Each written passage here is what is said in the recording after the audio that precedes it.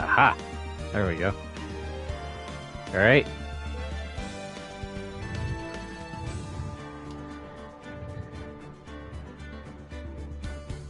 How's the food? You hear me pretty alright? Alright. Hello! Welcome to the next part of Ace Attorney. In the last episode, we had to deal with a bunch of revelations when it comes to what exactly SL9 is and the scene of the crime that happened at the police station. Turns out SL9 is about a serial killer. They said they got the guy, but Angel Star and Jake Marshall are still investigating the case off the books. And then apparently Lana and Edgeworth were part of that case. And because of them, Angel Star and Jake got shat on by the system. Jake got demoted and Angel Star lost her job. So now we are going into the trial where it turns out apparently they are charging Officer Meekins with the murder, which doesn't make sense because they already charged Lana Skye with the murder. They're charging them with the same crime, but different places. I don't think that's right. I don't think two people can be charged with killing one person, but one person in two different places, that's a little fishy. So let's see what happens here. February 24th, 9:41 a.m. So what do you think, Mr. Wright? I think the prosecution is as confused as we are. After all, the victim was murdered in two different places at the same time, and a different suspect was arrested at each of the crime scenes. Lana! Good morning, Mr. Wright. I apologize for yesterday. I was indisposed. I hope they didn't hold you too long for questioning. We just finished, actually. I'm used to all-nighters, though. So, how'd it go? It's as Mr. Wright suspects. The police are clueless. I figured as much, so I struck a plea bargain. Struck a plea bargain? A plea bargain? What did you mean by that? We agreed that if I told them the truth behind this simultaneous murder, they wouldn't see capital punishment. That's what I mean, Emma. But Lana, don't tell me you... Much to my regret, I'm as much in the dark about this as they are. Miss Skye, we found trace evidence of a certain person in the police department's evidence room. They belong to Officer Jake Marshall. What kind of trace evidence? Blood-stained fingerprints, to be exact. That's the trump card I have up my sleeve today. You do understand what this means, don't you? In order to defend my sister, you're gonna accuse Mr. Marshall? We have to play the cards we're dealt. Isn't that right, Miss Skye? Do what you have to do, Mr. Wright. She just seems so indifferent towards the whole thing.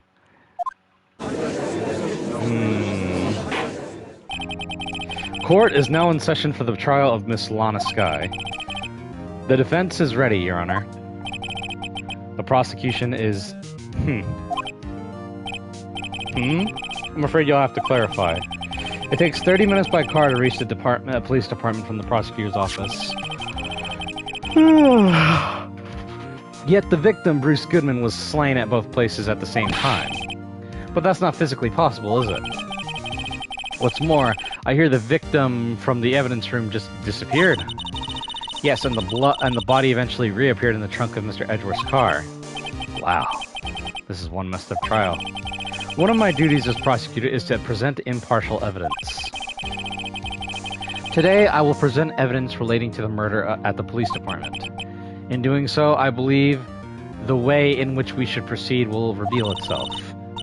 Now that's what sets Mr. Edgeworth apart.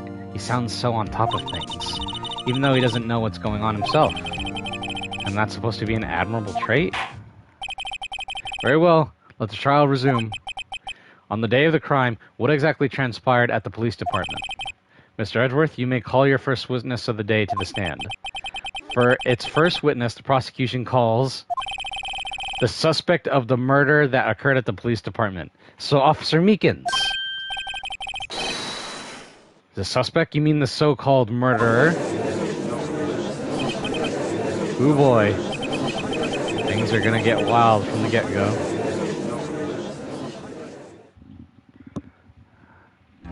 Do you prepare to hear that microphone of his? Will the witness please state his name and occupation? Yes, sir. I'm Officer Mike Meekins, sir. My occupation is, that would be murderer, sir. So you're telling us you're a professional killer? Sir, it was me, sir. I'm the one who did it. I'll never kill anyone again, sir. You've got to believe me, sir. Actually, we'd like to hear from you sir, I'm what you call a part of the younger generation, sir. A person whose actions adults can't possibly comprehend. Please, Mr. Edgeworth, sir. Help him, sir. Officer Meekins. Yes, sir. Give us your report of the crime. Consider that in order. Yes, sir, as you wish. After all, I'm part of a generation that must be told what to do, sir. You can't fault him for a lack of enthusiasm. The crime report. Although it's not my normal duty, I was assigned to guard the evidence room that day. I spotted a suspicious man on the security screen and rushed into the room. I was only doing what I was trained to do, sir. I was suddenly attacked. I fought for my life. Then I did it. After that, I passed out. Until another officer smacked me awake. Excuse me. So the victim, Detective Goodman, attacked you. Do unto others before they undo to you. That's the Meekins family motto, sir. Oh, you're a fucking idiot. I see. Then you fainted and a colleague helped you regain consciousness. Yes, sir. He knocked me upside the head, sir. Very well. The defense may begin its cross-examination. What I need here is more info to work with. So let's just, he didn't exactly fit. Well, he is fibbing. I'm pretty sure he's just a nervous wreck. But let's just press him on everything and see what happens.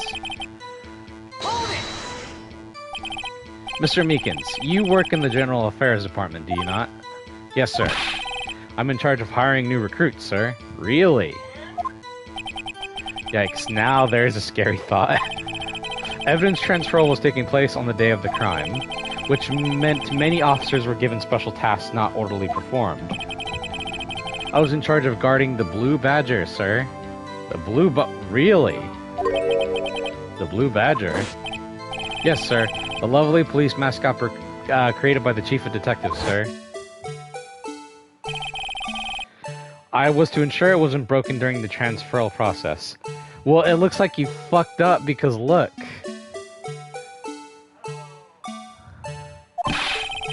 That was my sole mission for the day, sir.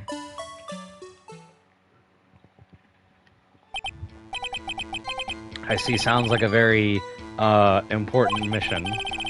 After the award ceremony finished that day, there were so many people running around that I relocated the Blue Badger to the evidence room. Oh, so that's why you went to the evidence room. Tell us, what did you see when you got there? I spotted a suspicious man. In order to enter the evidence room, you need an ID card, am I correct? Precisely, sir. I have one right around my neck. So then, your ID number should be listed on here, right?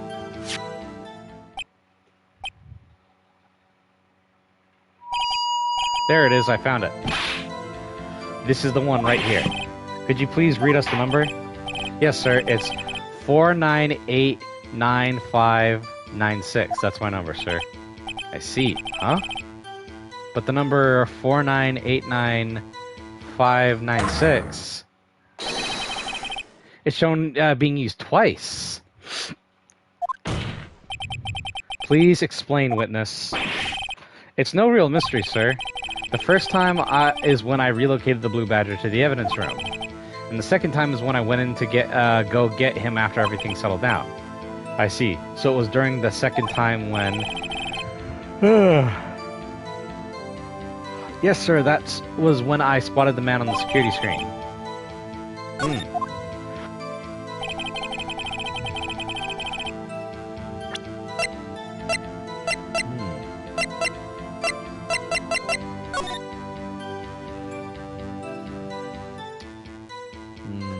So who's this mysterious 777? Because that's the only guy we don't have... 1, 2, 3, 4, 5, 6... And there's 7 sevens. Very strange. I have a theory, but I'd have to wait until we see. Okay.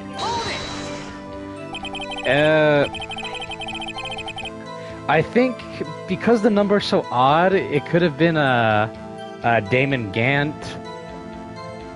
Because think about it, that's a very odd... The chief of police. Because that, I can see him having a weird number like that. That or Jake. Because that, I don't know, Lucky 7 seems like a cowboy thing to have. So you were attacked. Can you please tell us exactly what happened to you? It was a knife, sir. A knife. Detective Goodman pulled the knife on you? What happened then? Well, with me charging in on him like that, he looked as surprised as I was. You aren't exactly the kind of person someone would want to run into. That's when I reacted, sir. I swung my arms like an octopus struggling to detain him. That's how I got this gash on my hand. Maybe if you just kept your cool, your hand wouldn't be... When I saw the blood trickling down my arm, I panicked. I grabbed the man by his collar.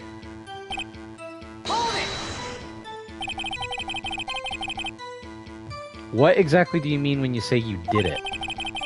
I know I don't look the type, but I'm really into kung fu oh, shut up. I'm really into kung fu films, sir. The man let his guard down, so... For just an instant, so I snatched his knife from him. You took his knife? I spun him around and performed a disarming maneuver. I made sure to close my eyes like a man. See. He must have been desperate. The next thing I knew, his white clothes was drenched in a sea of my blood. Then the next thing I knew... Yes? He punched me right in my face, sir.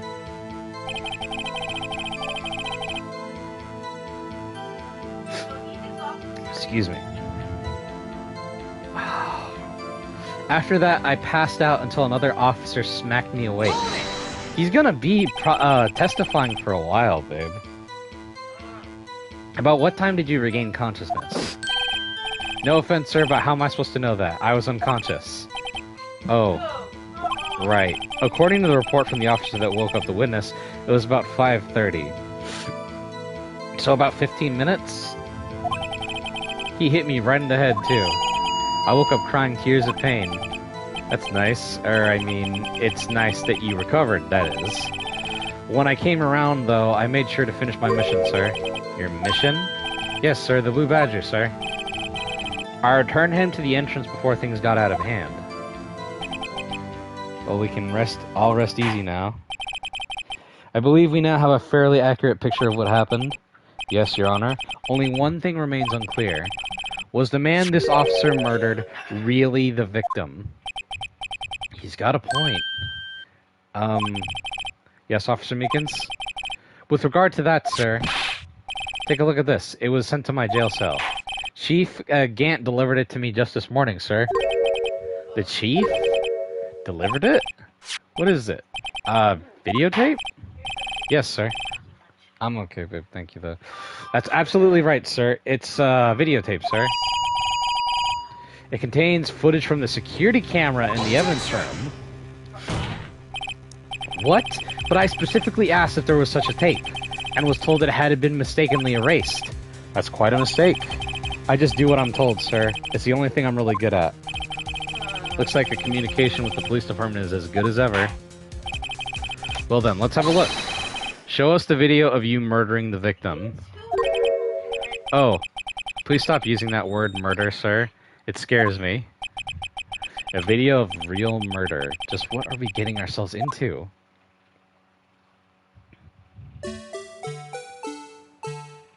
What? That's just a videotape of the Blue Badger.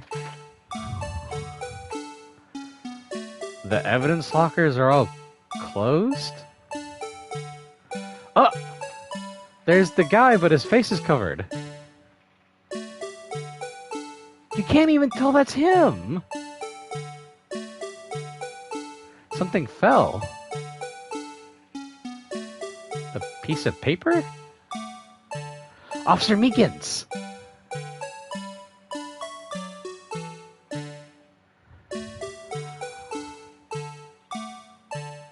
Oh, he got Meekins right there. Ooh.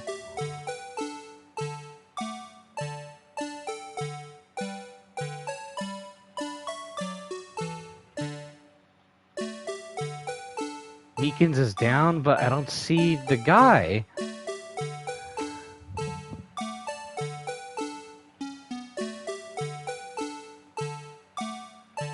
Wait, what the fuck?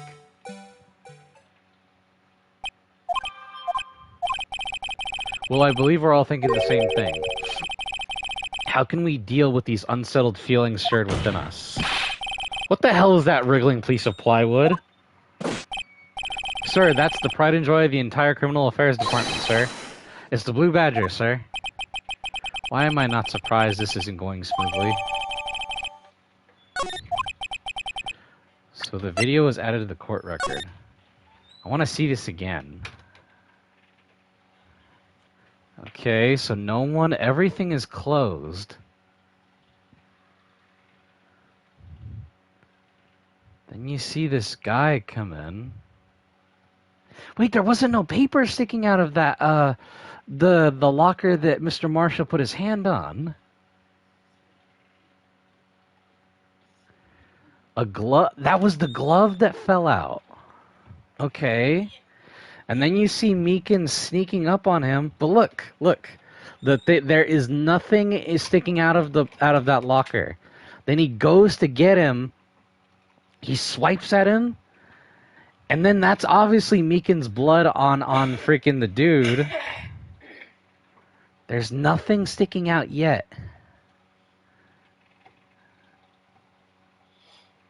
Meekins is lying down.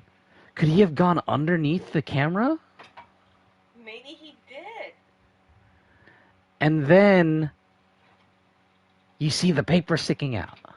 Or whatever that is.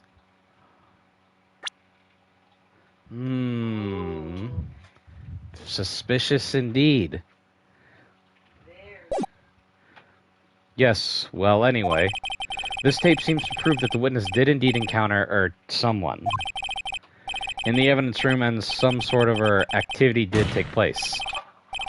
Your Honor, instead of relying on clearly incomplete footage, the witness's testimony will suffice. Is that all right with you, Officer Meekins? Yes, sir. As you wish, sir.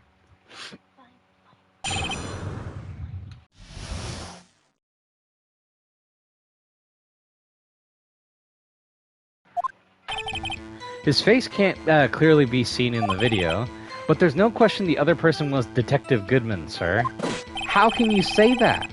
I mean, he opened the locker, which required Detective Goodman's fingerprint to do. The locker he opened was unquestionably Detective Goodman's locker, sir, so it must be him. No one else could have unlocked it. Was this about a fingerprint? Each detective has been getting a locker with a fingerprint-activated lock. These locks ensure that each locker can only be opened by the detective it belongs to.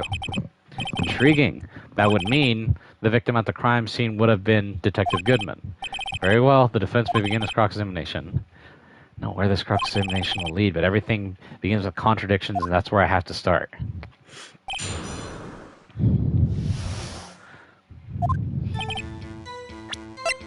Let me see.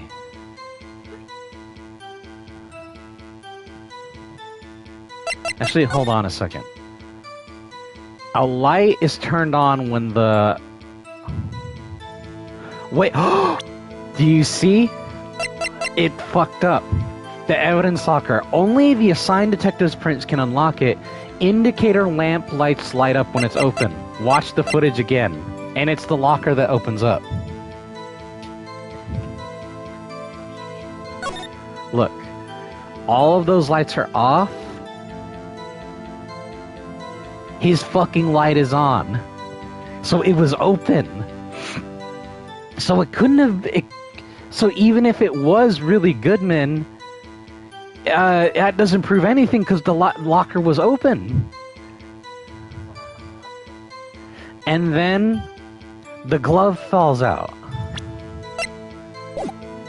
I'm gonna...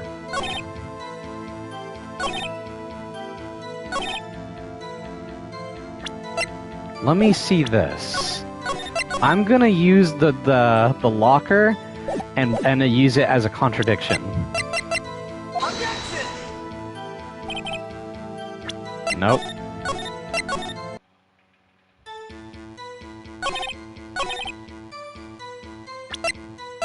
No. Or this one?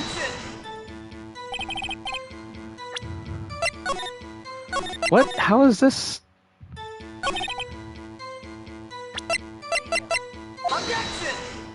I'll use the video again.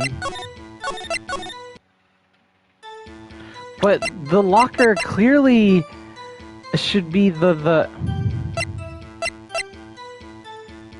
No. Let me see. Let me just press everything and see what happens. Tell me, were you able to get a good look at him? At the face of the man who attacked you with the knife? Sir, if you must label people as having seen or not seen the man's face, I believe I would be classified as the latter? The latter, but you were standing right in front of him, were you not? More to the point, you are the person who fought him, aren't you? Oh yes, sir, but I didn't get a clear look at his face, sir. I'm not the kind of guy who looks directly at people when talking with them, you see. Yeah, that's a good trait for a police officer. Sir, still, I'm sure it was him. I bet my badge on it. Why do you say it had to be him? But you don't know for sure, do you? You never actually saw Detective Goodman's face. Well, I suppose you might say that. That is, if you must label people as having seen or not seen it, his face can't be identified on the video, only you can verify it. Why is everyone looking at me? If I had to label your stares as disturbing or... Meekins! Having been shown a questionable video at best, we are not in the best of moods. Now please be more certain when you testify. You claim the man who brandished a knife on you was Bruce Goodman. Tell us why you are positive it was him. About these lockers, is there no other way to open them? No, sir, I myself tried all kinds of methods in the past. The only respond to registered fingerprints, sir. I wonder what kind of methods he tried. If the man opened the locker, which responds to its registered fingerprints, then he must be the person the locker was assigned to. Exactly my point, and this too. How do you know that information? I've heard rumors, sir, from people in the know, sir. People in the know? The workers in the apartment cafeteria, sir, they keep me informed. They also listen to my romantic troubles. For the record, the open locker did indeed belong to Bruce Goodman. I verified this information through a more reliable source. So the victim opened the locker with his own fingerprint.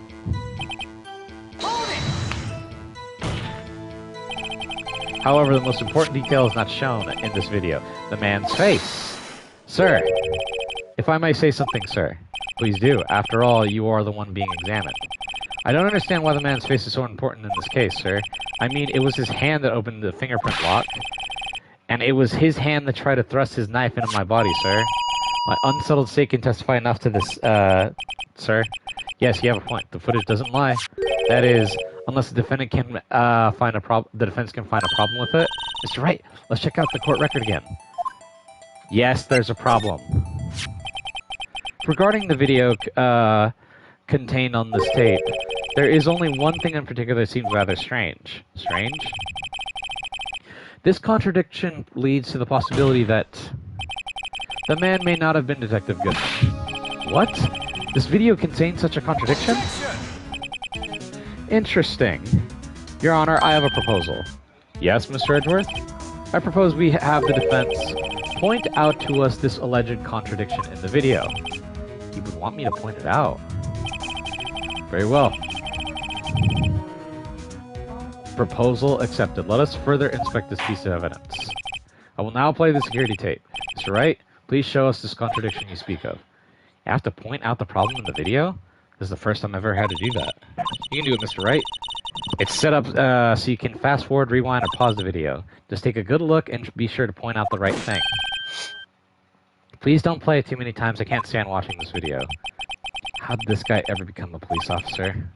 Now then, Mr. Wright, please enlighten us. Where is the contradiction that indicates this man might have been Bruce Goodman? Boom. Take that! The light.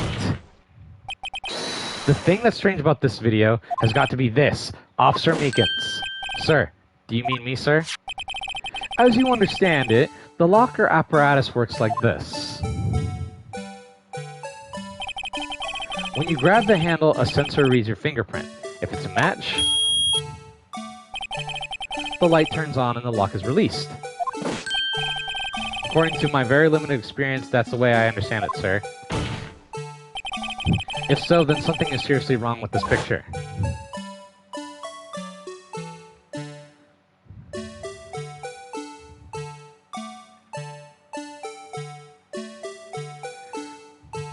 It's fucking open.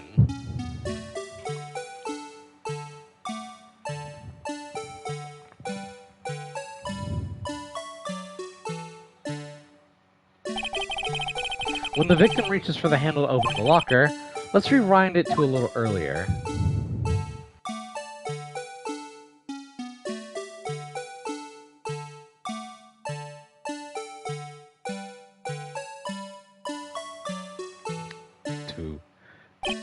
Here, notice the light? What's this? It's already lit. Precisely my point, Your Honor. The locker was already open before the victim grabbed the handle. Ah! Order! Order! What's the meaning of this? It's very simple, Your Honor. The locker wasn't locked on the day of the crime. But the locker locks are controlled by an electronic system. When a door is shut, a sensor is triggered, and the locker is automatically locked. Oh, I know, it must have broken down. Of course, I'm not an expert in this. That's not likely, Your Honor. The sensor would detect and report any malfunction. Oh well, it just goes to show an officer should keep their mouth shut. So then, Mr. Wright, do you have an explanation? Me, Your Honor? Yes. Why wasn't the locker locked? Me, Your Honor? Yes, well, you see, this isn't exactly my field. What do you think, Miss Scientific Investigator? Huh? Oh, maybe something like jam the system sensor? Something? Jam the sensor? Say, there's something else that seems out of place in this video. Yeah, I thought so too. There's gotta be another clue somewhere in this footage. Very well, let's inspect the video once more. The locker wasn't locked. Mr. Wright, please point out the cause for this. Oh my god, I get it now. The glove was jamming up the freaking locker. Fast forward. Boom. Take that! Please watch closely. This is the continuation of the part I showed you earlier.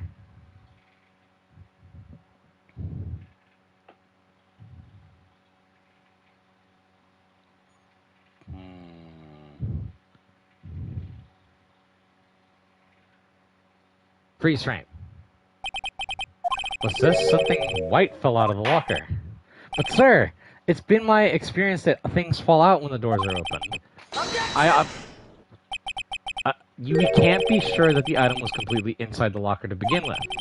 What do you mean? The sensor triggers the lock when the door is shut. What if something was inserted, say, between the sensor and the door? Inserted?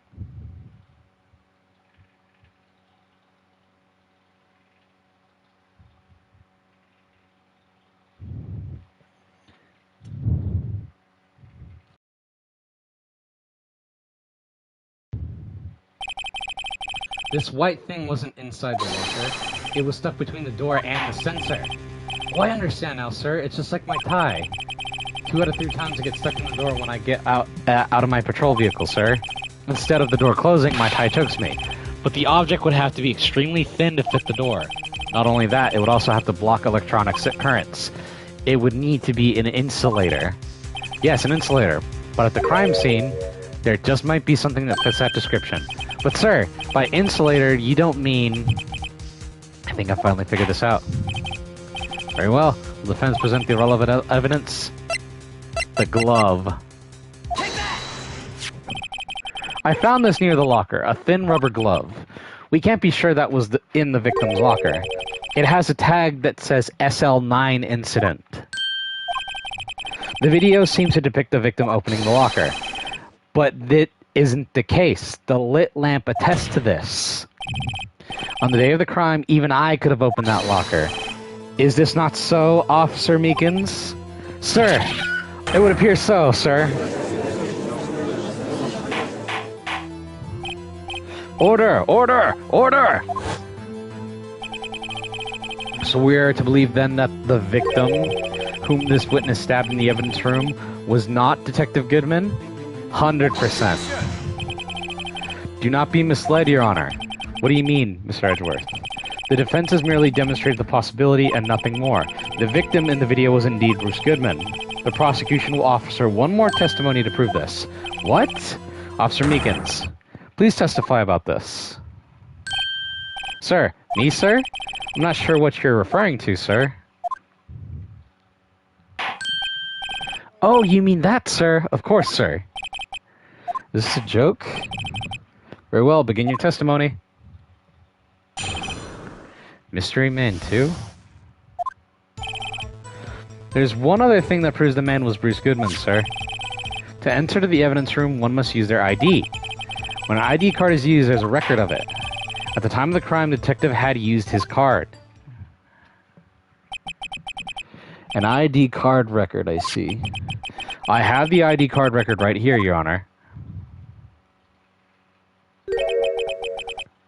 The ID is used at 5:14 is that of the victim. Just before the crime, Yes, without a doubt, this is the victim's ID. However, one thing does strike me as unusual. Several hundred cases should have been due for transferal. Why were there so few people using this room? This particular evidence room is only used for storing certain special cases. Special cases? Extremely violent cases involving police staff. Ooh. That makes me concerned about the targeting dummy and the door. Just hearing that makes my hair stand on end. Me too, although it doesn't make much of a difference. There were only a few cases up for transferal there, and most were cleaned up by noon. Right, I see. Now let us move on to the cross-examination.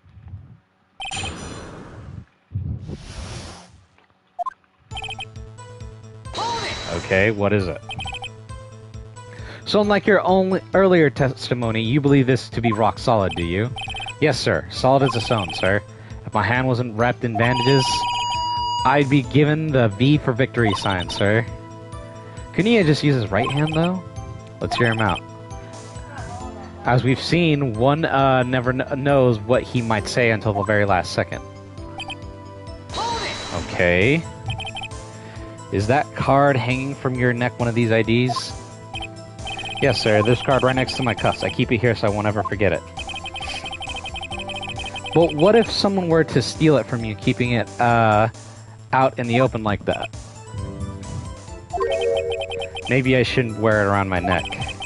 Remember when I said 2 out of 3 times my tie gets stuck when I get out of my car? Well, the remaining time it's my ID card that gets stuck. Instead, the door closes, my ID card chokes me. Maybe I should just leave this one alone. At any rate, each police officer only has one ID card. Both the police department and the prosecutor's office can attest to this. Please proceed with your testimony. When ID card is used, there's a record of it.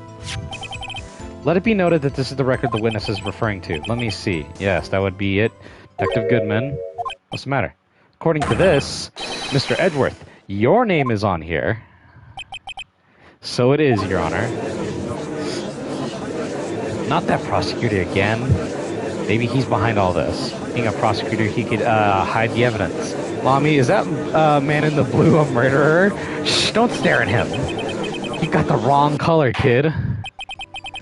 It would seem the inquiry committee would want to speak with you again today. I have nothing to be ashamed of regarding my actions or their consequences. For now, let us continue with the cross-examination. Poor Mr. Edgeworth, it must be so difficult for him.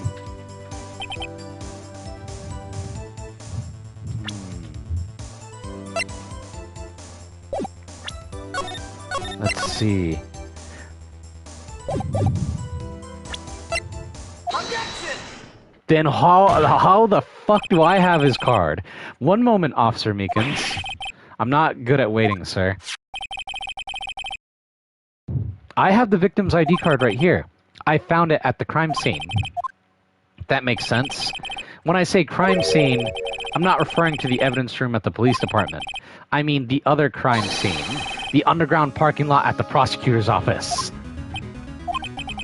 Your Honor, I have one more piece of evidence to present.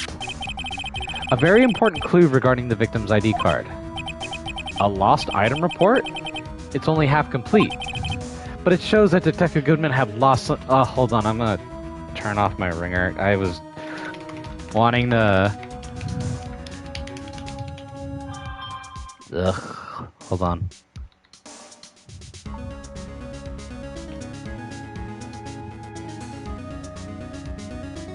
Thank you. Oh, babe. But it shows that Detective Goodman had lost something on the day of the crime. Something important enough to fill out this report. Let me guess. You believe this something to be his ID card, right? I can't say for sure, but there is a high probability. On the day of the crime, Detective Goodman was not carrying his card. Order! Order! So now, what does this all mean? It can only mean one thing. That doesn't even require much thought. The man Officer Meekins encountered in the evidence room was not Detective Goodman, but rather the man who stole his ID card.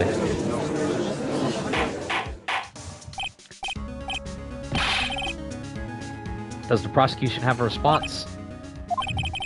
I have only one thing to say to the defense. Bravo, Mr. Wright. Bravo. Allow me to summarize the defense's argument. At 5:15 p.m. on the day of the crime, the man in the evidence room Officer Meekins encountered was not Detective Goodman. There are two grounds to support this. First, the locker in the evidence room was already unlocked. Second, the victim lost his ID card. Am I correct so far, Mr. Wright? Yes. What's he up to? That being the case, we must inevitably arrive at the single conclusion. If the victim in this video is a fake, then the murderer in the evidence room is also fake. In other words, the security camera does not show the instant of the murder. That is... well, I guess that's right. Is something wrong, Mr. Wright? Only moments ago you seem content to be pointing your finger around. This isn't going to end well. Well, it seems you finally realized exactly what you've gone to such lengths to prove. Explain yourself, Mr. Edgeworth. The defense has already done the explaining for me. The victim in this video is a fake, which means a murder did not take place at the police department at 5:15 on the day of the crime. So the real crime could only take place at one location, the underground parking lot at the prosecutor's office. The murderer being Miss Lana Skye, the defendant. The evidence is compelling. A trustworthy witness observed the moment the defendant used the murder weapon. Ah!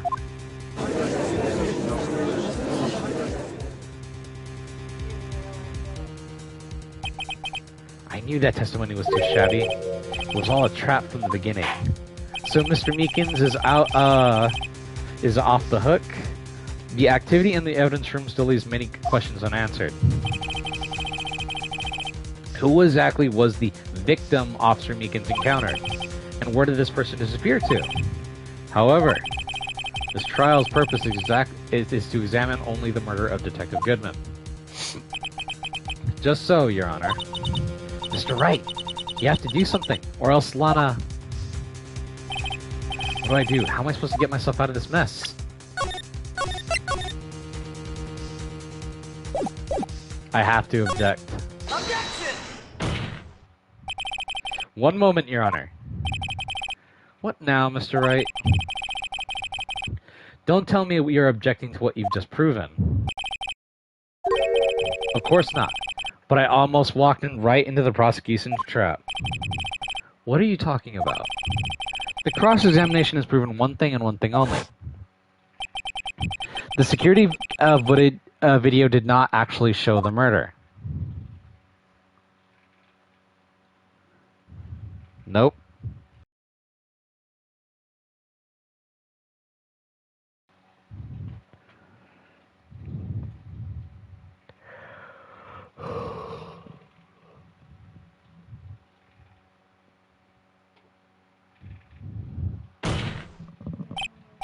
However, it cannot be said that it is unrelated to the murder in the parking lot. Specifically, large amounts of blood traces were found in the evidence room. The defense demands further explanation into the truth of the matter. Mr. Edgeworth. Yes, Your Honor. If this court were to examine this further, other witnesses will be necessary. Is the prosecution prepared? I'm sorry, Your Honor. The prosecution considered the incident at the police department to be unrelated. We have not prepared any other witness for this incident. This just might be my chance. Time to call a certain Texas Ranger to the stand. Mr. Wright, do you mean? Your Honor, the defense would like to request a specific witness. Oh? Whom do you have in mind? Someone we have reason to believe knows the truth. Truth behind the activities that took place in the evidence room. The prosecution requires to hear this person's name before declaring whether or not to comply. Very well then, Mr. Wright. This person whom you would have testify, what is his or her name?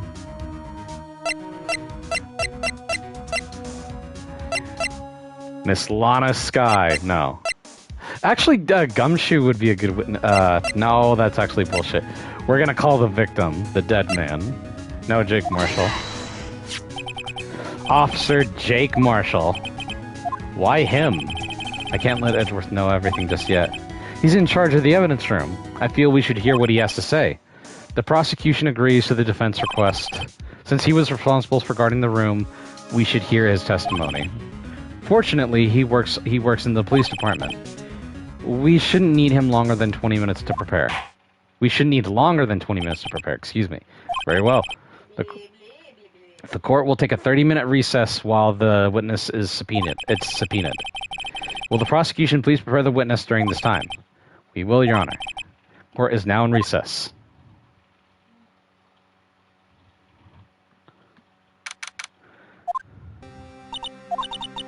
There's no stopping you, is there, Mr. Wright? What do you mean? You called for Jake Marshall. It seems you figured everything out. I haven't figured anything out yet. Lana, you're the one who knows everything. Emma, you always know everything. Why don't you just tell us? Mr. Wright is trying his hardest to protect you. I don't ever recall ever asking for his protection. Fuck you. I'm getting so tired with this fucking girl's freaking stubborn attitude. How can you be so cold? Don't you trust us? Don't you trust me? Oh, silence, huh? Exactly. Hope I've not been interrupting anything, pals. Oh, guess I am. I'll come back later. Goodbye. Wait, Detective Gumshoe. What is it? You've got a lot of nerve, pal, making a detective run around while on duty. And on top of it all, you call me here. I've seen happier people at funerals. Sorry, Detective. You better be, pal. Hey! I didn't see you there, Chief Prosecutor Sky. That's okay, so. Have you brought what I asked? Oh. Oh. You mean this, right? My apologies, Detective. Due to my present circumstances, I was forced to use Mr. Wright's name when making my request. My name?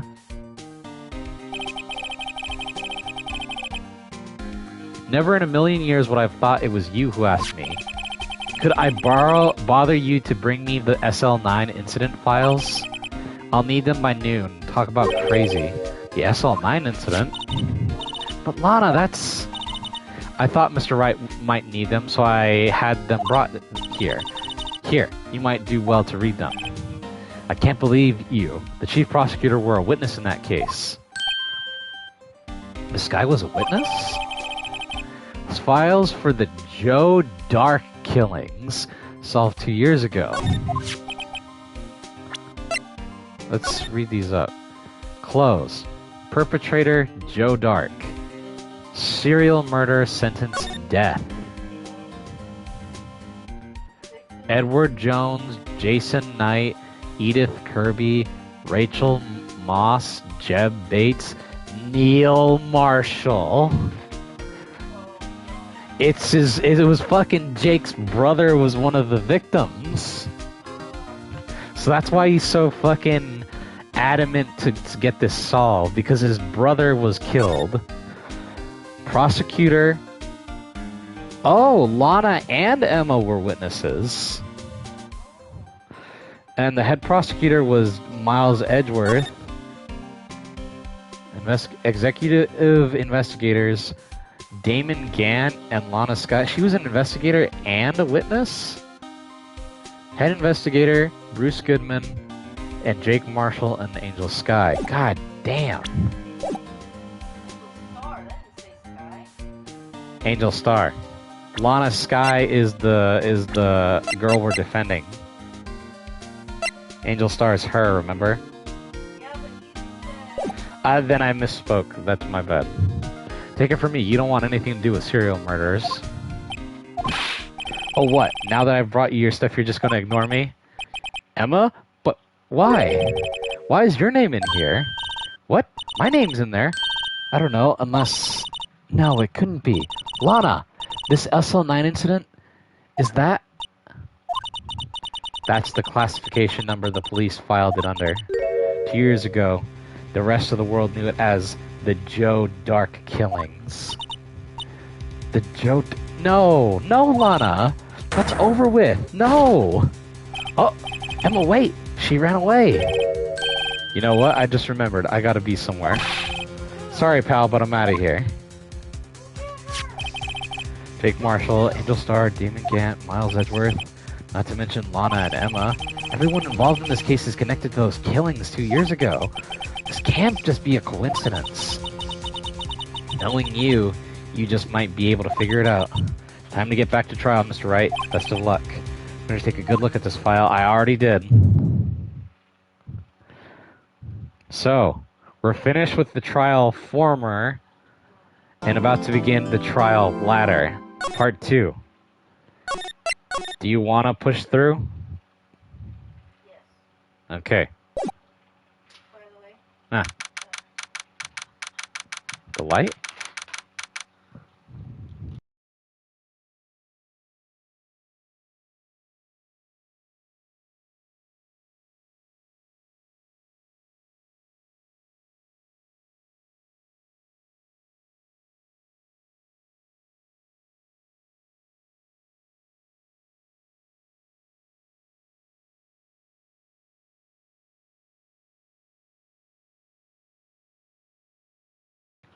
Anyways, let us continue.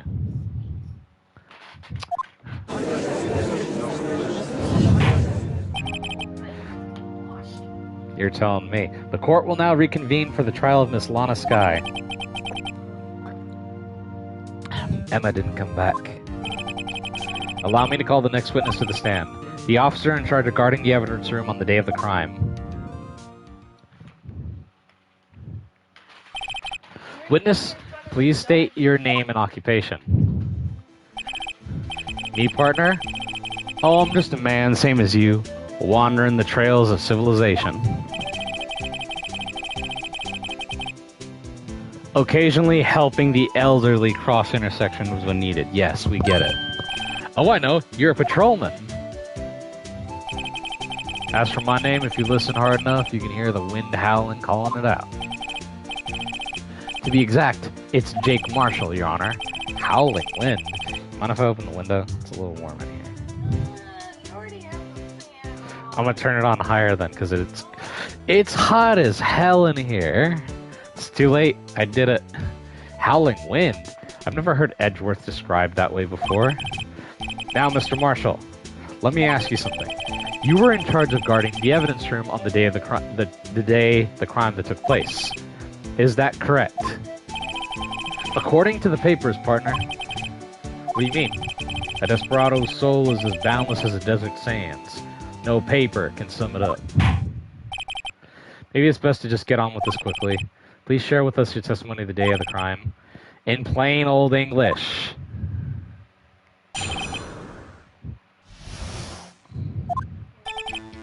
My job was to keep a weary eye on that bone orchard.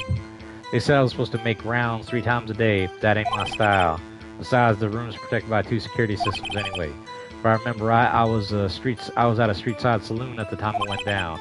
Just an innocent traveling man, so if you're out of ammo, it's time I hit the trail. You were at a bar?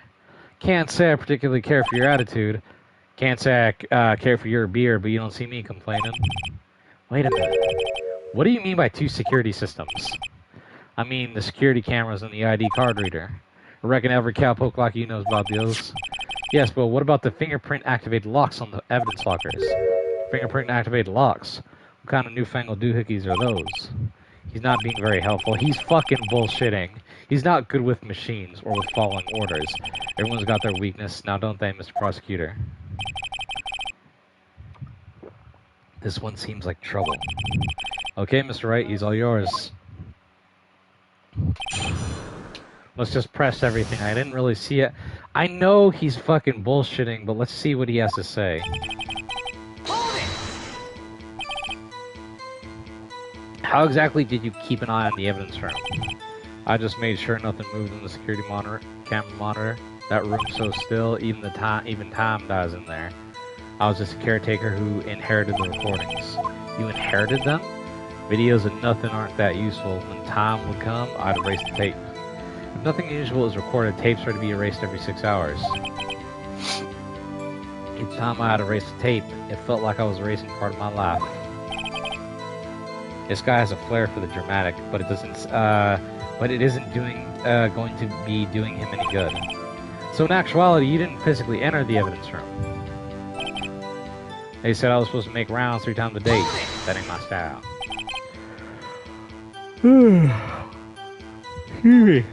But you made your rounds on the day of the crime, right? Ain't you heard a word I said, partner? I told you that ain't my style. I'm afraid I don't understand. No desperado I know lets rules get in his way. No desperado I know joins the police force. So, Officer Marshall, on the day of the crime, just between you and me, I didn't set foot in the evidence room that day.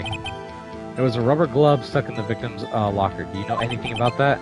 Sorry, partner, can't say I do. Haven't been in that crypt in weeks. How does this guy avoid being fired? Besides, the evidence room... You used to be a detective, so you're used to the evidence room in the past, right? Of course. Back in the day, my locker was a gold mine of evidence. And yet you didn't know about the fingerprint locking mechanism? Sorry, partner. I ain't good with machines. Couldn't even tell you how a bike works. That's quite incredible. The sensors in the locker handles can't be seen. It's well known that some detectives are unaware of their presence. I know that he mentions it. Detective Gumshoe said something like that too. At any rate, it doesn't seem like this is relevant to the crime. Can you tell us what you were doing at the time the crime took place? A saloon? What were you doing in a place like that? I was eating spaghetti. Not even Angel steak lunches can beat that parlor's Vongola sepia pasta. You mean to tell us you abandoned your police duties to eat some noodles? Not all desperados eat tacos, partner. That's not what I meant. I hope this has at least taught you a lesson. That's strange. This is usually where Edward says, did you not want to raise this year? This is... Out of ammo, Officer Marshall? That's right, partner. Or as you call it, evidence. If you plan to pin me for this crime, then you better draw. Otherwise, you're just wasting my time. My steel horse is waiting to carry me back to west into the sunset. The thing seems clear. Despite being responsible regarding the evidence room, witness doesn't appear to have seen anything. Texas don't take orders from anyone. Everyone knows that. Apparently your superiors don't. I have a trump card on my sleeve, so I best keep my cool. Before I use it, though, I better up the ante. Alright. So there's a contradiction here, somewhere.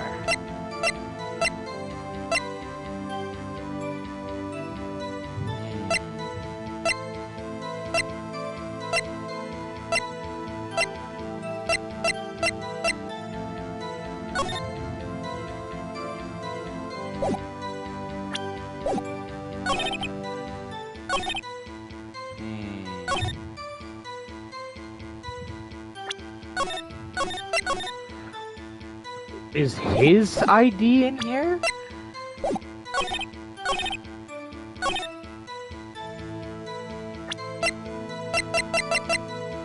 Let me use the, nope.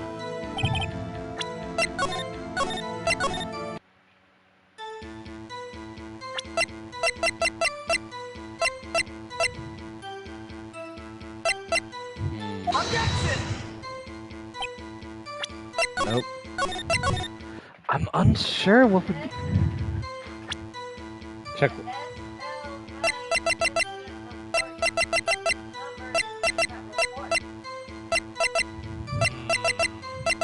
I'll check.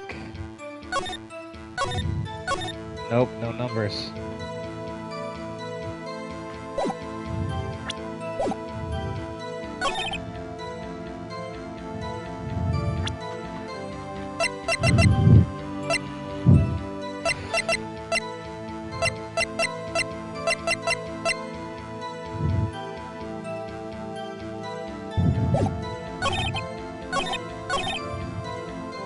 Should I use his handprint? Nope, I have to use it. Officer Marshall, doesn't it strike you as odd? That is, you being called in to testify like this. After all, you weren't in the security room at the time of the crime, and yet you dragged me down here. Explain yourself, partner. It's quite simple. You left because I thought I had to hold that evidence back, but I guess I have to use it. You left a very large trail behind at the scene. Or to be exact, a handprint. Listen real good, partner. Like I said, I'm the caretaker of the crypt. I pay my respects, that is, make my rounds about once a month. But it's only natural my fingerprints would be in there. I only wish it were, officer. But you see, your fingerprints were covered in blood.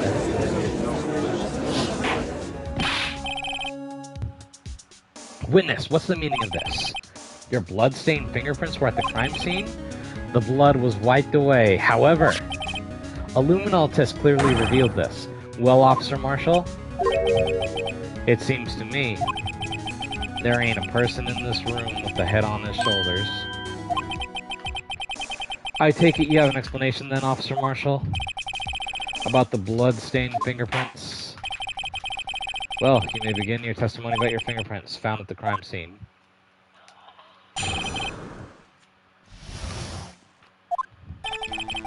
Like I said, it's only natural for my fingerprints to be in the evidence room. One of them just happened to be at the same place as the bloodied stained handprint. The murderer touched the locker where my fingerprint was by chance. The blood stain and the fingerprint were completely unrelated. Or didn't you know the murderer was wearing gloves? See, I had nothing to do with it.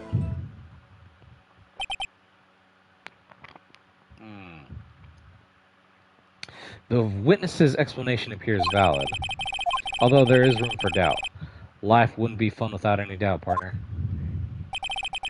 The defense may now cross-examine the witness. This guy's hiding something, I can feel it. Now's my chance to prove it. Is there anything that could contradict his evidence? His testimony, I mean.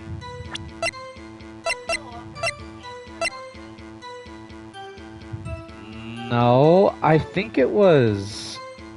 I don't think it was gumshoes, because...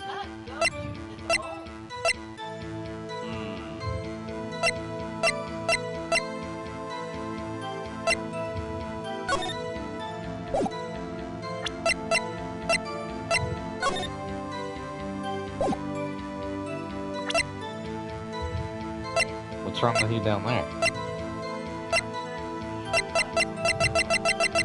Oh, babe. Let's just press to see what he says. That's because, how did you put it? Pay your respects once a month? Yeah, that's right. That and one more thing. That locker happens to be mine. What? What do you mean? I mean what I said. The locker I used when I was detective, the locker I still use, all that's in there now, though, is a heap of broken dreams. I see. It'd be strange if my prints weren't all over that locker. Apparently, his fingerprint data was never removed from the locker's programming. He must have been using his fingerprint lock all this time without ever knowing.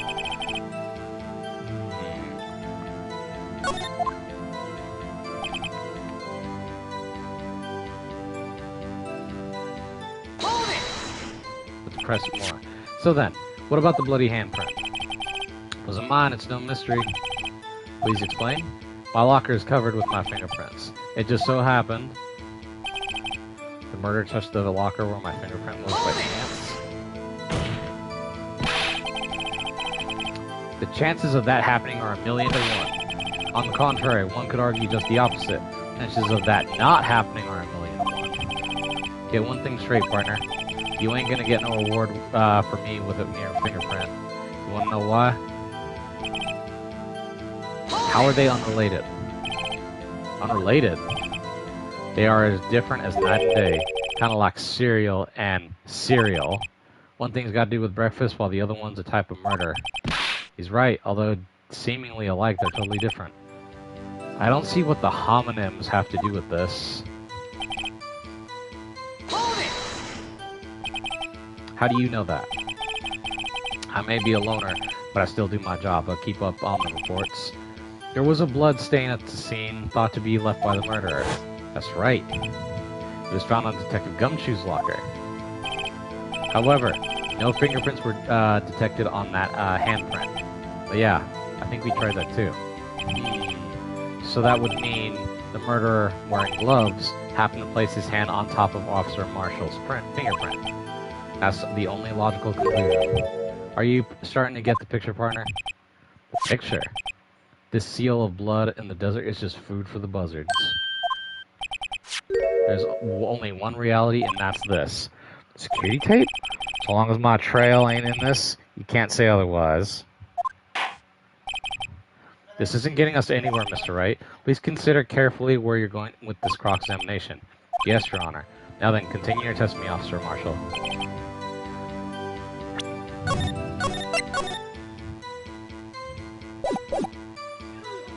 Hold on. Objection! Oh, I can't use the videotape. Because I was gonna say, if that's his locker, then 100% he was fucking there.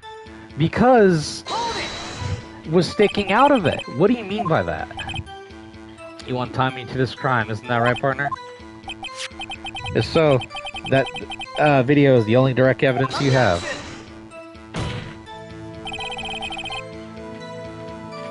But that video is next to useless. It's full of blind spots. Blind spots? Places you can't see. The camera's panning back and forth. The floor isn't shown. If someone was familiar with the camera's position, they could leave the room without being caught on tape. Objection! You don't have time for your speculations, Mr. Wright. Mr. Wright, if you can show us evidence in this video that indicates that Officer Marshall was present, do so. Yeah. There is evidence.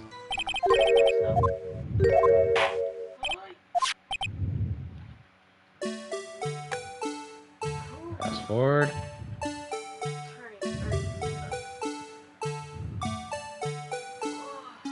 Here it goes. Meekins.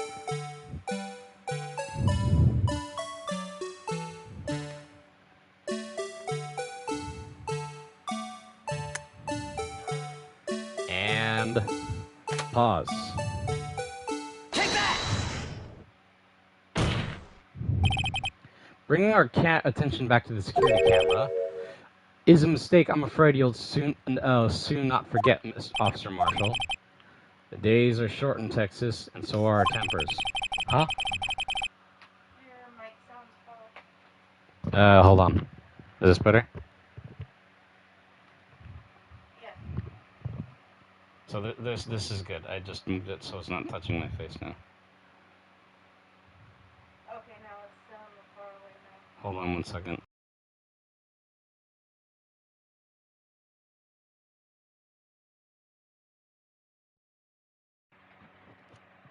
Alright, how about now? Is this good?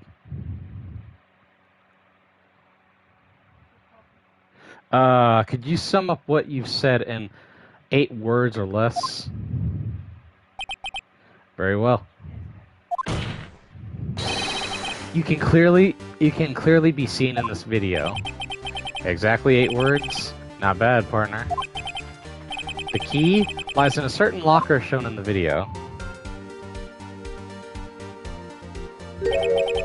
That locker with the white claw sticking out, that was the witnesses, I believe.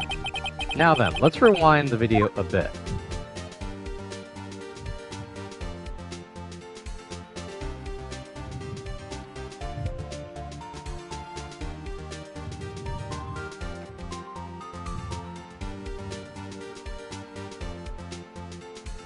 Boom.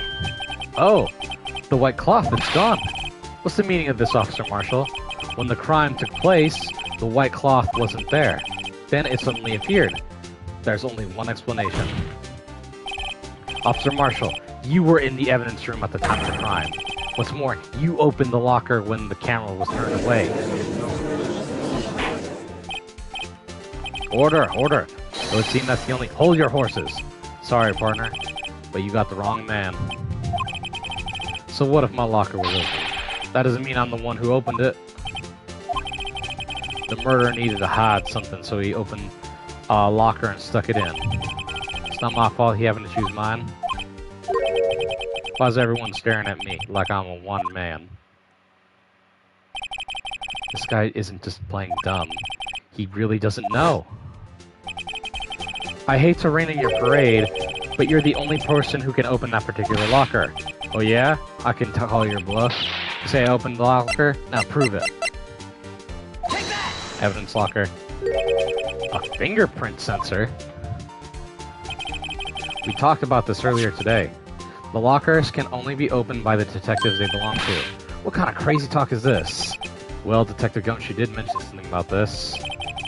In any case, the locks aren't that obvious. There are even some people on the force that don't know about the fingerprint locks. So, Sheriff, what do you have to say in 8 words or less? I only got 1 word for you, partner. No!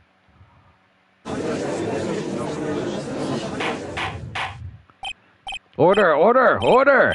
Witness, explain yourself. This is a joke. It's the worst I've ever heard. I assure you, this is no jerk. No joke.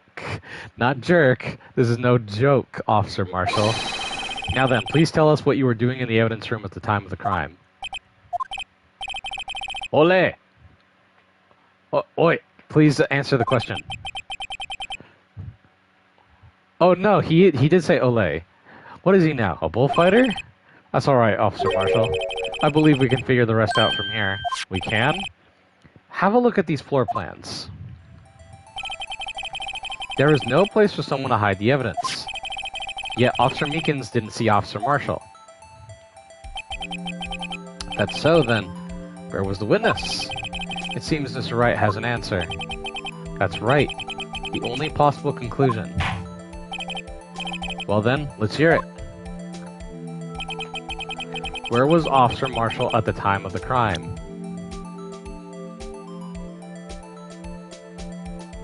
Fuck. I think he was here behind the... Was he? I'm actually gonna be... To make sure that I don't fuck this up, I'm pretty sure he was behind the door, but I want to make sure. So I'm going to make sure that my answer is correct, because I don't want to fuck this up.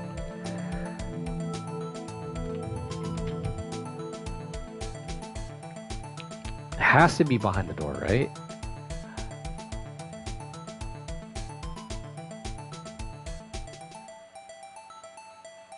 Oh. Oh, so no, it's not he was behind the door. It's obviously that he's the fucking victim. So you're right. I thought, wait, if he wasn't the victim, because they worded it to make it seem like he was hiding in the room that he can be seen. But okay, he's right here. Take that! The witness didn't look at his face. Alright. There, but that's where the victim, Detective Goodman, was. Correct, unless the man wasn't Detective Goodman. I believe the victim in the video is Officer Marshall. It was you dressed up like Detective Goodman. But that's preposterous. Officer Meekins witnessed the detective at this crime scene. Once he saw the man's face, he'd know for sure. May I point out, though, that Officer Meekins didn't know Detective Goodman? He also testified about the man's reaction when confronted. When I entered the evidence room, I asked him to show me his card, sir. Yes, and how did Detective Goodman respond? He suddenly pulled a knife on me. Something about the officer's story puzzled me. If the man had his ID card, why didn't he just show it? Yes, he would have needed it to enter the room, so he must have been carrying it. The answer is simple. He couldn't show it. As you can see, Detective Goodman's picture is on this ID card. Oh, I get it. If he showed him that, his cover would have been blown. Officer Meekins would have realized the man wasn't Detective Goodman. Do you have anything to say to this, Officer Marshall? You've got quite an interesting imagination, partner. We've got a term for that. It's called circumstantial evidence. Circumstantial evidence? He's still denying it? You're gonna have to do better than that to break a detective. Unless you've got hard evidence proving not dressed up as a victim. I can't say I particularly care for your uncooperative disposition. Can't say I care for your beard, but you don't see me complaining. Well, Mr. Wright, do you have any evidence proving beyond a shadow of a doubt that Officer Marshall dressed up as a victim? Well, who am I kidding? I don't have anything like that. I can see the fear in your eyes, partner. Seems like you're the one who couldn't take the desert heat. This can't be happening. It's obvious he's the one. What can I do? It looks like your lack of experience has finally been exposed. I'll pass on to you what someone told me when I was still just starting out. When you've run into a wall with no places to go, return to the basics. The basics? For me, that would be what Mia used to tell me. Phoenix, try thinking outside the box. I shouldn't look for proof that Officer Marshall was in disguise, but rather I should look for evidence that came because he was in disguise. Why do you think this locker was open in the first place? What do you mean? There's no reason for Officer Marshall to open his locker at the time of the crime. Yet he did, despite the chance it might be discovered. It might be discovered later, as it has been. Which means he didn't originally plan to open this locker. According to the defense's argument, Officer Jake Marshall dressed up as Detective Goodman at the time of the crime. Then after the crime was committed, he opened his locker for some unknown reason. The fact that a white... Yep, the disguise is in there. The fact that a white cloth was sticking out of the locker seems to indicate that he opened it in order to put the cloth inside. So, just exactly what is... So just what exactly is this piece of cloth? Perhaps the video is the key to all our unanswered questions. I don't have any evidence, so this video is my only shot. Alright. It has to be the blood stain. There he goes. There's Meekins.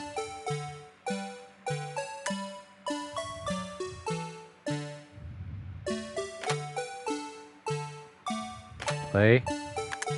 Oh! God damn it, rewind. There. Take that!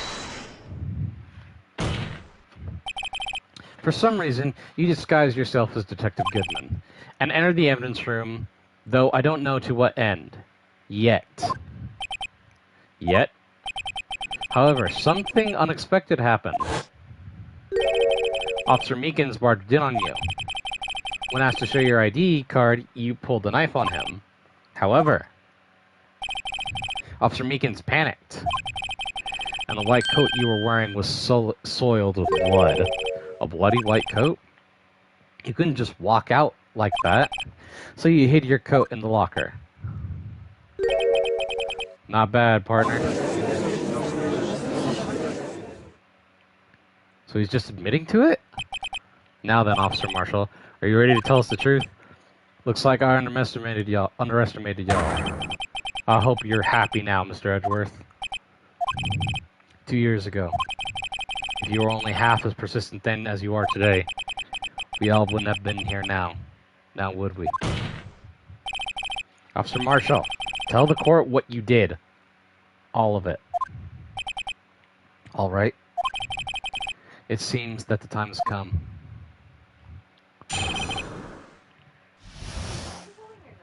I'm scratching my nose. I had to do it that day. I couldn't just stand by and let it die. I stole the detective's ID and dressed like him. I planned to take out the evidence. Wasn't expecting Officer Meekins. I knocked him out. I managed to escape. I knew which areas wouldn't be caught on camera. There wasn't any murder in the evidence room at 5:15 p.m. So the supposed victim was really you.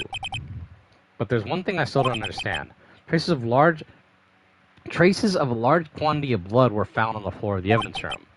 If no one was murdered, then how could that be? Officer Meekins managed to cut his own hand. My guess, he's the donor. It was too much blood for such a small donation.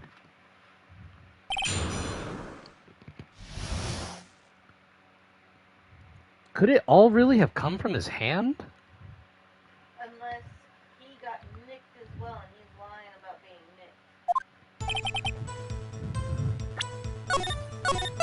nicked. Hold on. I know I have to use the records, but let me press to see what happens. When you say it, you mean... Do you even have to ask, partner? The SL9 incident. 2 years have passed since the case was closed. It was going to completely end with the transfer that day. Not if I have anything to do with it. The incident's not over. What did you hope to accomplish by sneaking into the evidence room? When a case is closed, only the case's lead detective can look through the evidence. I wanted to have a look at it myself one more time, no matter what the cost. I don't care what anyone says, partner. The case is mine. But Officer Marshall wasn't in charge of that investigation. Why does he care so much about it? That day was my last chance. That's why... Hold it! Take out the evidence? Why did you disguise yourself as Detective Goodman? That's fine. Do what you gotta do, man. Yeah. Just... I already know literally everything to a point. I know why he's doing this. I know who the real killer is. But my wife doesn't, and I'm just here to let her experience it all play out. Yeah. If you didn't make it out like Detective Goodman was carrying out the evidence transferal, I'd be arrested for stealing evidence, which couldn't get me anywhere. So you did it to fool the security camera. And the detective's ID card? I stole that morning of the incident. So that really was why Detective Goodman started filling out that lost item report. I returned his ID card. I left it on the floor of the prosecutor's office's parking lot. The ID card I found was left there by Officer Marshall? So essentially, you managed to succeed despite your lack of foresight. What do you mean, partner? I mean, the fingerprint-activated lock, of course. No matter how well you disguise yourself, you can't change your fingerprints. Under normal circumstances, you wouldn't have been able to open that locker yourself. But he could, because a rubber glove just happened to get stuck in the door. That means Detective Goodman must have opened that locker before Officer Marshall. So, Officer Goodman put the rubber glove there? Why? Maybe he genuinely wanted to solve the case too? What do you think?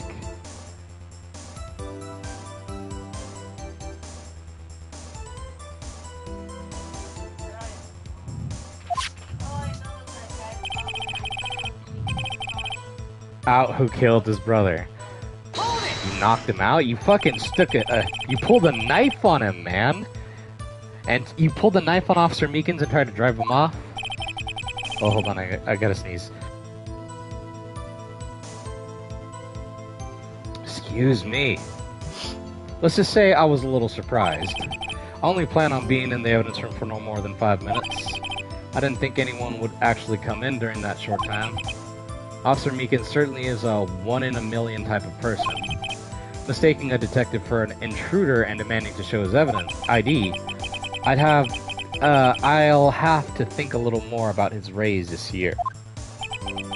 When did Edgeworth get so much influence?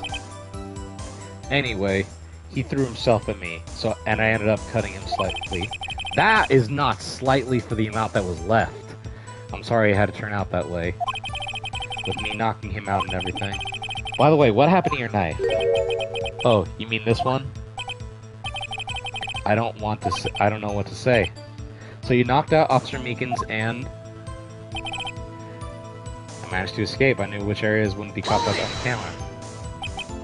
So you did your research beforehand. Those who go into the desert unprepared don't live long, partner. I don't think I'd make a difference, though. The security tape is erased every 6 hours. If all had gone as planned, no footage would have been left. However, you bloodied your coat in a struggle with Officer Meekins. If someone was in the security room when I came out, the jig would have been up. I opened my locker and stashed it in there. What was Officer Meekins doing during that time? What else? He was sleeping like a baby.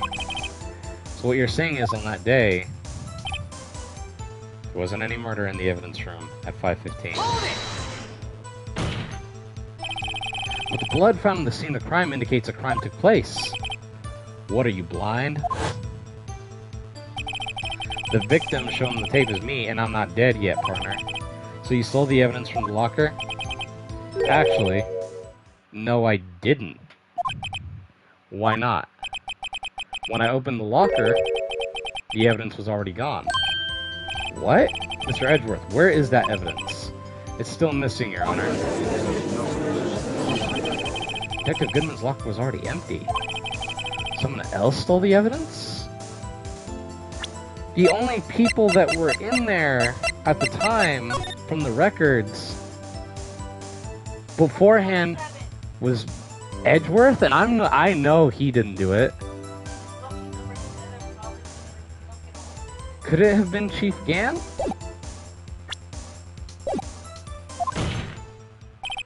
Officer Marshall, may I ask you one thing?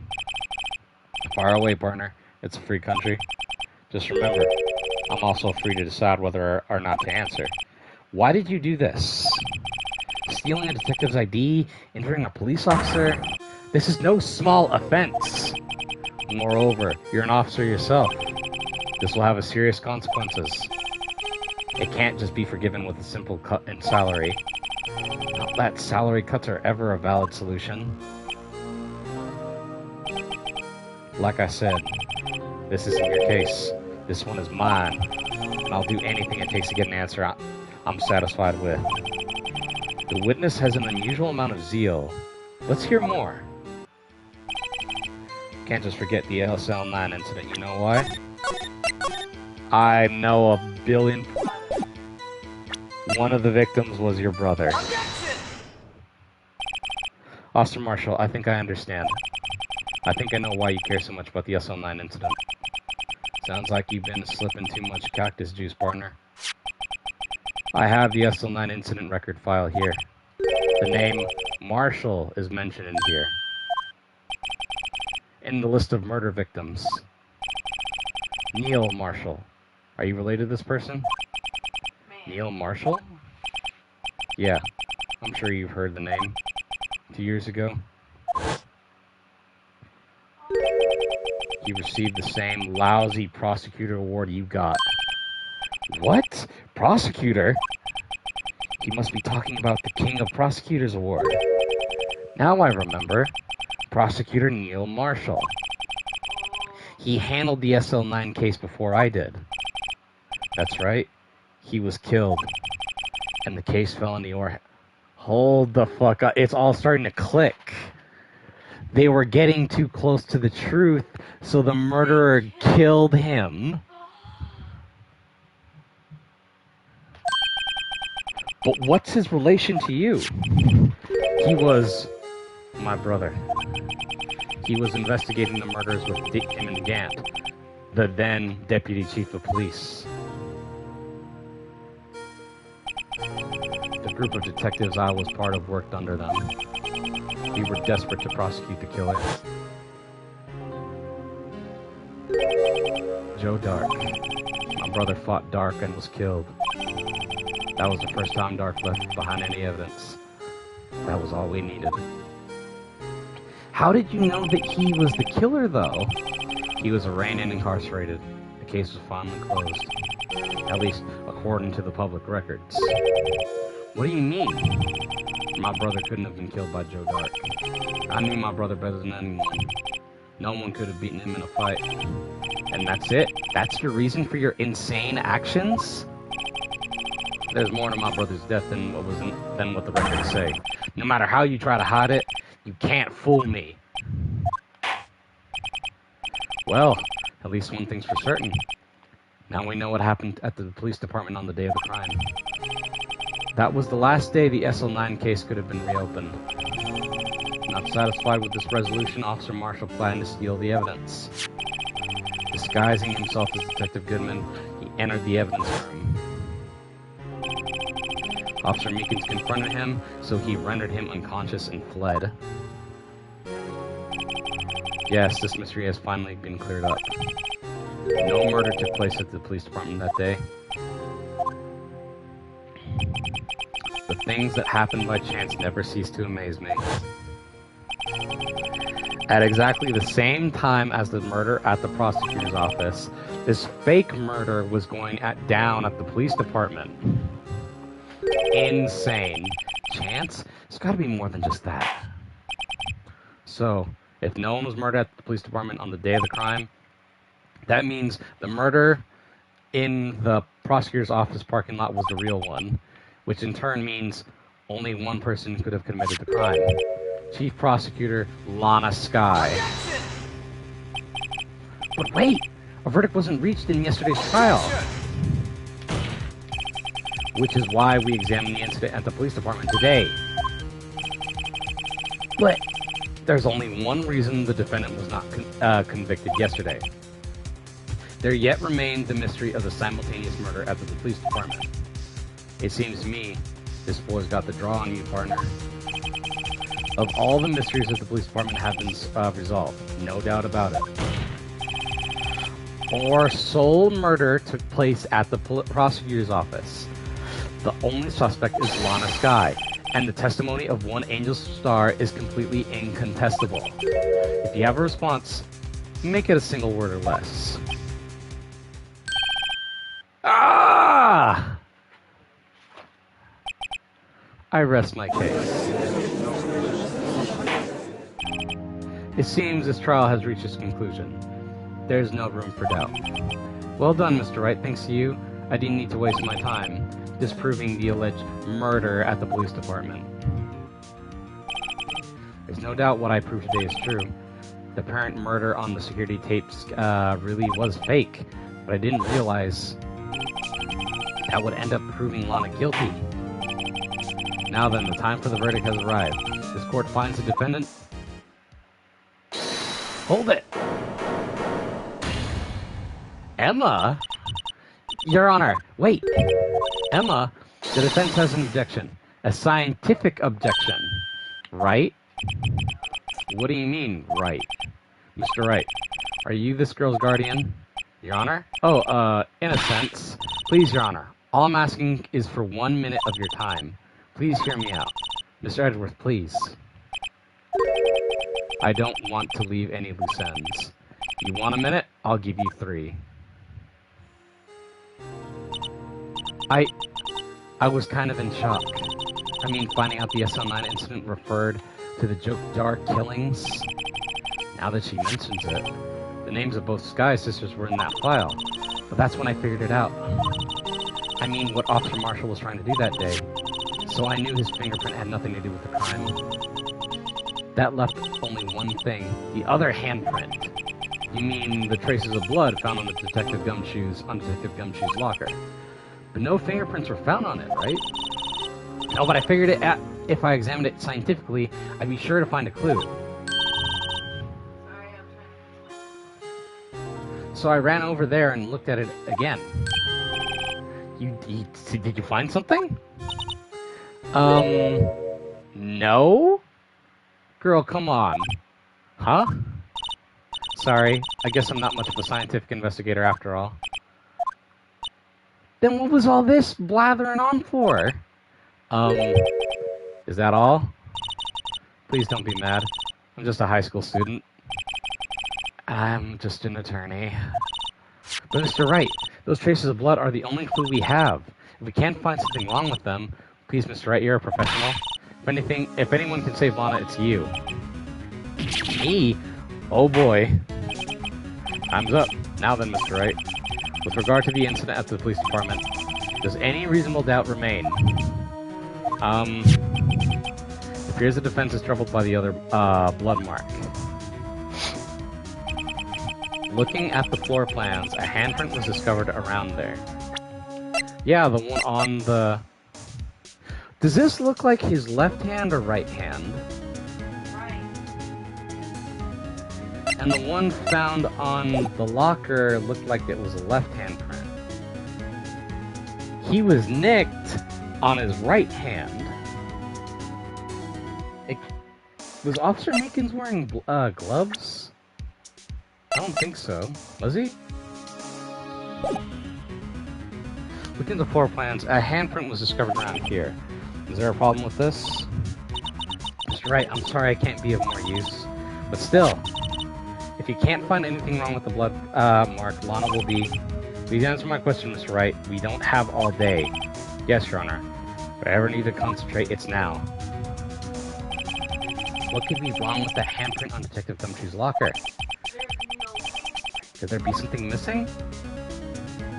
I object. I have to. This handprint left at the scene of the crime clearly shows a contradiction. The only thing that's clear, that seems clear is you're grasping, Mr. Wright. You've been staring pretty intently at those floor plans. Tell me, is there a problem with them? Yes, this is strange. Take a good look at these floor plans. Something is missing. Missing? You mean something hasn't been drawn on there? Yes, something that, when drawn, will completely change the meaning of the blood mark. Let us pray the defense isn't simply trying to buy time. Very well, Mr. Wright. With all this evidence here, there's got to be something I can use. The question is, which item can prove something is missing in the floor plans? The jar? Take that! As they say back west, even a blind man can hit with a buckshot. That is, so long as he's facing in the general direction. Seems Mr. Wright not sure which direction to face. It's no use. The more evidence there is, the greater chance of me being wrong. Nope. Nope. I thought it was the jar.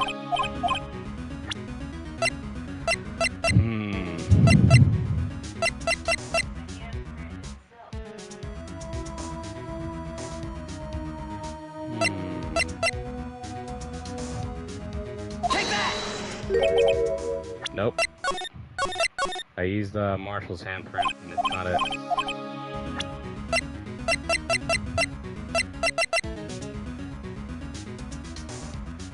Take that! Nope, it's not the fingerprint thing.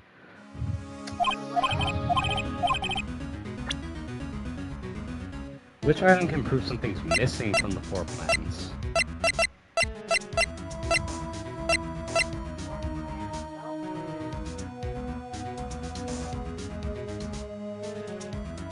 The knife? Take that! Nope. I was gonna say, that could be it because it's evidence.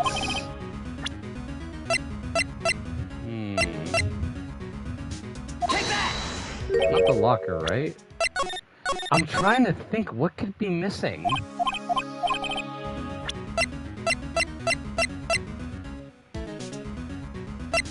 Rubber glove? I'll try the glove. Nope. I'm tempted to look at the answer, but God, I know I can think of it.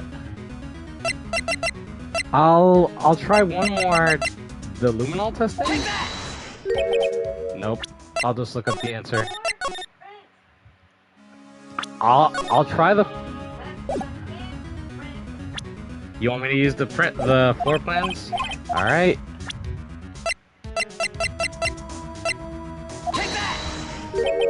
Nope. Let's. I'm going to look it up and see what it is.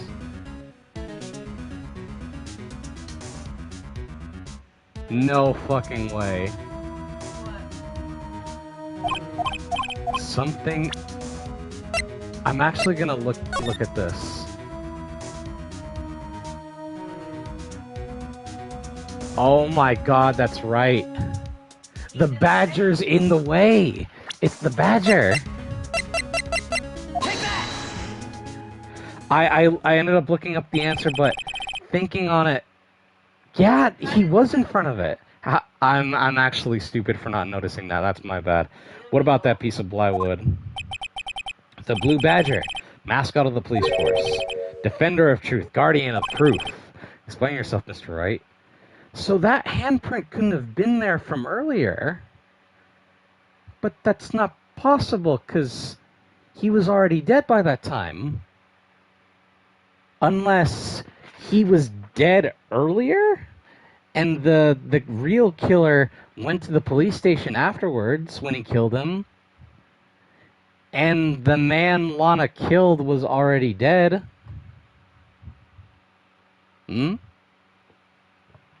Explain yourself, Mr. Wright. Please look at the floor plans of the crime scene. The blue badger is not here. So watch what happens when we put him in. This is where he was dancing at the time of the crime scene. Well, what? That's right.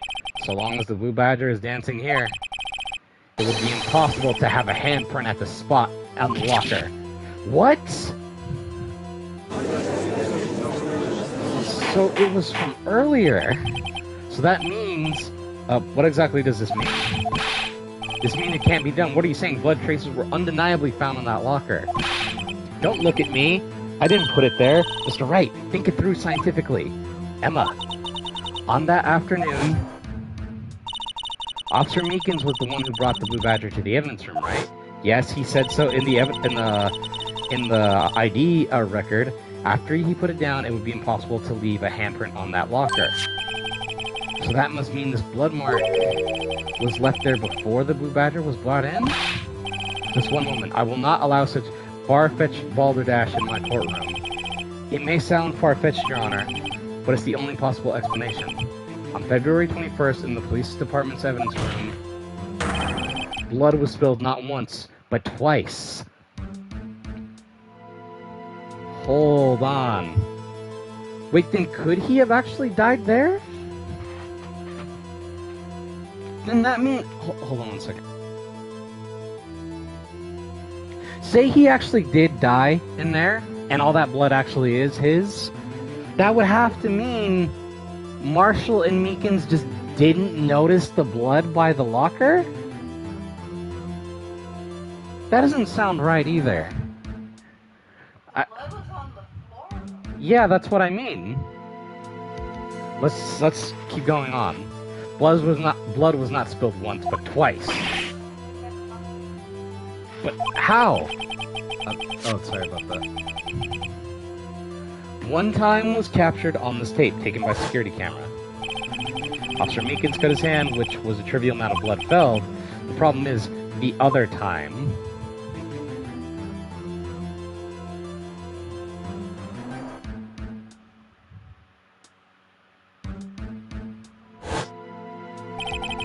Someone bled prior to the struggle shown on this tape. It had to have been Detective Goodman when he was really murdered. That's ridiculous. I refuse to accept your absurd claim. So hold on one second. Let's look at the court record for a second. They said it takes 15 minutes for that shit to get from here to there. No, 30 minutes. So the only way it could have been is if Edgeworth somehow did it, and I know he didn't. Actually, wait, shit. No! This person killed him and stuffed him inside of Edgeworth's car. And when Edgeworth left, 30 minutes later, is when he showed up. Because remember the parking ticket. 5:12 p.m. 30 minutes later. So Detective Goodman was already dead in the trunk, but how did Lana stab him? Someone would have had to pull him out of there.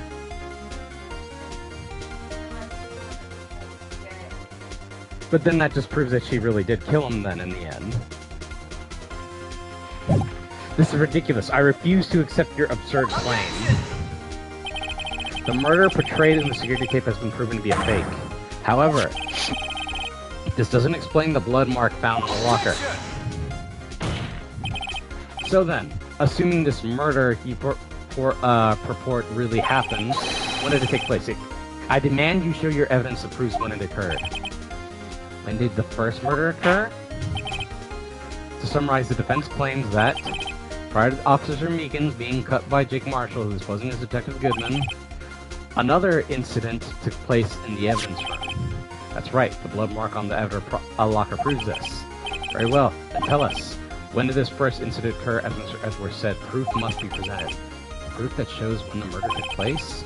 There's only one piece of evidence that can show that. Now then, will the defense please present its evidence? We'll show when the first crime took place. But I didn't even need to fucking look anything up. It's on the ID card record. If the crime took place inside the evidence room and the killer would have entered it, in order to do so, an ID card would have been required. An ID card? Oh, an ID card record. And look at the time of death for the autopsy. Died within an hour and a half of 4 p.m. So sometime around that time. So what could have happened is he actually didn't die, but he was dying that whole time. So he probably finally did die when he ended up at the prosecutor's office. If I had to imagine, I could see it as him getting some bit of strength left to get out of the trunk somehow, and then just dying when Lana saw him. It's a possibility, but it's not.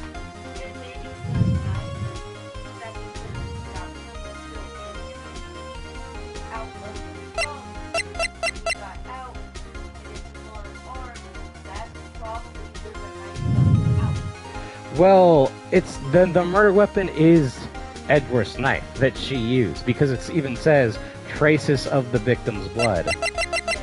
And then there's the switchblade knife.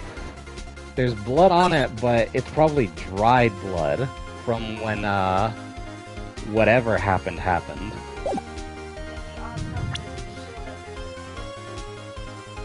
No. The autopsy, all it says is death due to blood loss, 1 knife wound. Died within an hour. ID card. Oh, the ID card record. Officer Meekins brought the Blue Badger panel into the evidence room at, let's see here, 4:50 p.m. The crime took place well before that time, and it would be 4:40 p.m. Miles Edgeworth! Just what have you done? I never would have figured you had the nerve, boy. Drop the act, witness. It doesn't take a lot to figure out it couldn't have been me. Nope, I ain't getting it. I'm afraid I don't really understand either. It's clear from the luminol test that the blood was there. However, when the second crime took place, both Officer Meekins and Officer Marshall failed to notice the blood. That means the blood from the first crime scene was wiped away by the real murderer. That would have just been 10 minutes to the murder. It would have just 10... Excuse me. I would have had just 10 minutes to murder the victim, carry his body away, and... Oh, sorry, 1 second, let me fix that. Fortunately, that's physically impossible. That would mean the crime must have taken place before Mr. Edgeworth entered the evidence room. Let's look at the chart again. It's still acting up. It sounds like you're holding yourself apart. I'm not. Is this better? I moved it closer to my head. There, it's better. Let's look at the chart again. There's only one other card number remaining. 7, 7, 7, 7, 7, 7, 7. 7 sevens. Talk about a lucky number. But wait, that doesn't make sense. How could Detective Goodman have entered the evidence room? Since there's no record of his card being used beforehand, he must have entered alongside with the real murderer. That's the only plausible explanation. He went in with 7, 7, 7, 7, 7, 7, 7, 7. I don't know how many sevens I said just now. Mr. Edgeworth, please look into this ASAP. Find out whose ID number is 7 sevens. That's 1 7 too many, Your Honor. Unfortunately, I'm unable to look up the owner of that ID card, at least at present. What? Explain yourself, son. The ID number 7 belongs to someone with a rank of captain or higher. Someone who is so-called executive officer. We don't have authority to inquire into such a person's identity. But that's ridiculous. Just how... I'm not finished talking, Mr. Wright. There is one situation in which we can be granted such authority. If an official charge filed against an executive is accepted. An official charge? You're all alike, aren't you? With your cover-ups and your forgeries. That's how a prosecutor's office operates. I take pride in my work, Officer Marshall. I would appreciate it if you kept your slander to yourself. Slander, is it? Okay. Let me ask you a question. Yes? Not to you. No, not to you, to her. The defendant's standing over there. Your own little executive. Anna? Don't be stupid. She's been charged with murder. Of course, we've looked into her ID number, and it's not 7 sevens. Don't play me for a fool, partner. That's not what I want to ask. All I want to know is one thing about that incident. The SL9 incident? Answer me this, Chief Prosecutor.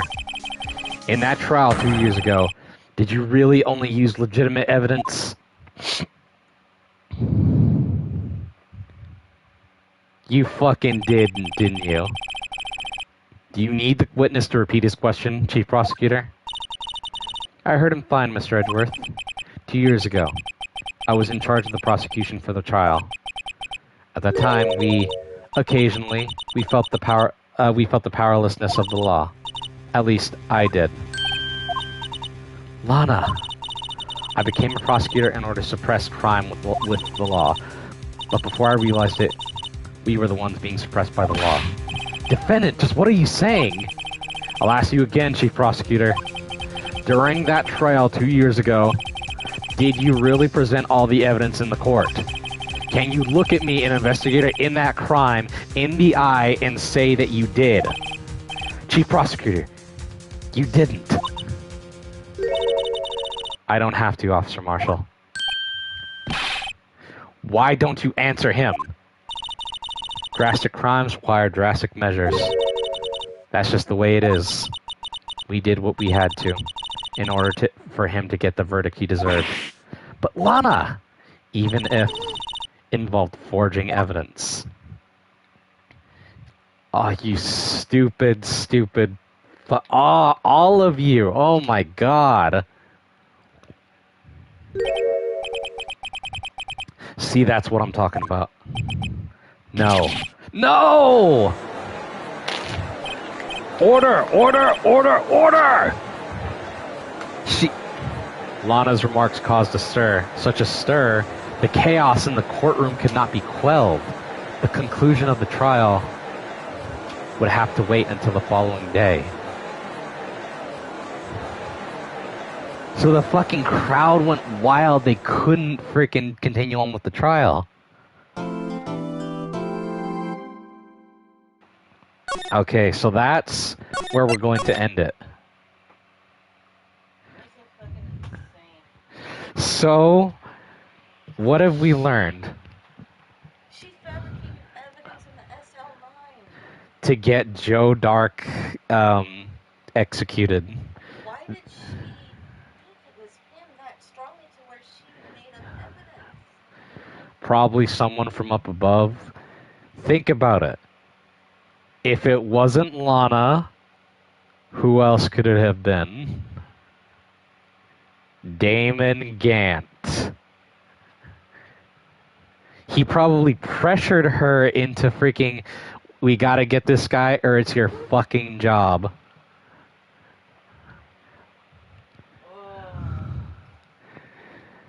And she probably felt some sort of way that, yes, all the evidence that we do have points to him, but it just won't stand up in court. So we need to do something. So this is what we learned. No one died in the police department's office. But that's a lie. Someone did die. Officer Marshall was killed there earlier. His body was somehow brought to the prosecutor's office and then died again. Jake Marshall, dressed up as Detective Goodman, and Officer Meekins fought him and was knocked out. And Officer Marshall and Angel Sky are just so obsessed with this case because of, I assume, Jake has his reasons being it's his brother. I assume Angel may have had a thing with his brother, maybe? Well, she's been dating around town.